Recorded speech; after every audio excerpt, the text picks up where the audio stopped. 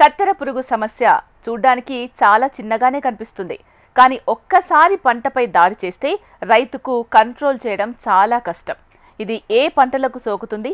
దీని నివారణ చర్యలపై నిపుణుల మాటల్లో మరింత వివరంగా తెలుసుకుందాం. తెలుగు రాష్ట్రాల్లో ప్రధాన పంటల్లో వరి తర్వాత రైతులు ఎక్కువగా సాగు చేసే పంట మొక్కజొన్న. అలాంటి మొక్కజొన్న పంటలో రైతులను కత్తెర పురుగు సమస్య విపరీతంగా ఇబ్బంది పెడుతోంది. కత్తెర పురుగుల దాడితో పచ్చని మొక్కలు నేలమట్టమవుతున్నాయి. రాత్రికి రాత్రే మొక్కలను నరికివేసే ఈ పురుగుల వల్ల రైతులు తీవ్ర ఆందోళన చెందుతున్నారు. తెలుగు రాష్ట్రాల్లో ప్రధానంగా వర్షాకాలంలో ఈ సమస్య ఎక్కువగా తలెత్తుతోంది. పొలాల్లో నీరు నిల్వ ఉండటం, మట్టి తడిగా ఉండటం కత్తెర పురుగుల పెరుగుదలకు అనుకూలంగా ఉంటుందని నిపుణులంటున్నారు. మరి ఈ కత్తెర పురుగు పంటకు ఎలా సోకుతుంది? దీని లక్షణాలు ఎలా ఉంటాయి? ముందస్తు చర్యలతో పాటు పంటను కాపాడుకునే విధానాలపై కరీంనగర్ వ్యవసాయ పరిశోధన స్థానంలో ప్రధాన శాస్త్రవేత్తగా ఉన్న రామ్ ప్రసాద్ గారి సలహాలు, సూచనలను తెలుసుకుందాం. ఈ మొక్కజొన్నలో మరి ప్రస్తుతము కానీ అలాగే ఈ ఖరీఫ్ పంటలో కానీ చాలా చోట్ల మనకి మొక్కజొన్నలో కత్తెర పురుగు అనేది ఎక్కువ మొత్తంలో కనబడడం జరిగింది. అయితే ఏంటంటే మరి ఈ సంవత్సరం కూడా మనకు మొక్కజొన్న సుమారుగా మనకు ఈ ఖరీఫ్లో 20 లక్షల హెక్టార్లో విత్తుకోవడం కూడా జరిగింది.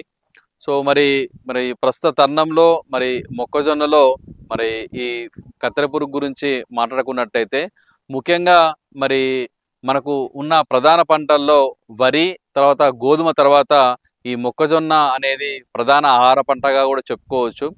అలాగే ముఖ్యంగా ఏంటంటే చాలా పారిశ్రామిక ఉత్పత్తుల్లో మనకి మొక్కజొన్నను కూడా చాలా చోట్ల ఉపయోగించడం అనేది జరుగుతున్నది. మరి ఇటువంటి ఇంత ప్రాముఖ్యత కలిగిన ఈ మొక్కజొన్నను మనకి గత కొన్ని సంవత్సరాలుగా ఈ కత్తెర పురుగు ఆశించి ఈ మొక్కజొన్నలో దిగుబడులను ముఖ్యంగా విపరీతంగా నష్టాన్ని కలుగజేస్తున్నది. మరి దీన్ని చూసుకున్నట్టయితే ఇది పంట తొలి దశ నుండి కూడా చివరి దశ వరకు కూడా పంటను ఆశించి నష్టం కలిగిస్తున్నది. మరి దీని ఉధృతి గల కారణాలు చూసుకున్నట్టయితే ముఖ్యంగా దీనికి ఉన్న మనకి ఈ ప్లస్ పాయింట్స్ ఏంటంటే ఇది సుదూర దూరాలు అంటే చాలా ఎక్కువ దూరం ప్రయాణించగలదు. తర్వాత ఏంటంటే దీనికి ప్రత్యుత్పత్తి సామర్థ్యం కూడా చాలా విపరీతంగా ఉండము. ఇంకోటి ఏంటంటే దీని జీవిత చరిత్రలో కోశస్థ దశ అనేది లేకపోవడము. సర్వసాధారణంగా మనకి పంటలో నిద్రావస్థ అనేది